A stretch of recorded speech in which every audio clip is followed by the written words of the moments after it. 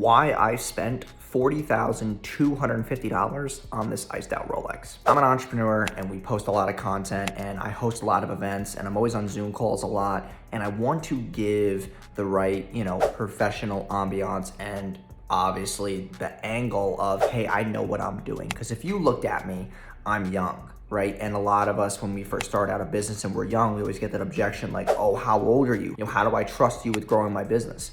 And it's the things around you that you affiliate yourself with that allow you to break past that barrier.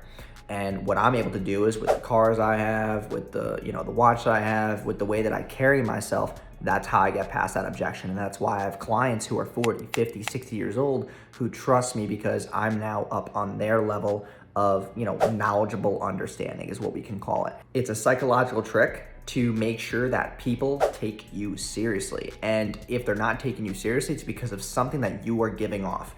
If I was a business owner looking for somebody to scale my business and we have someone who pulls up in a Toyota and someone who pulls up in a McLaren, we're obviously gonna pick the person over here because they seem like they know what they're doing. Not saying I don't, but that is the psychological perception. So take advantage of that human nature trigger so that you can start closing more clients and build your business right now.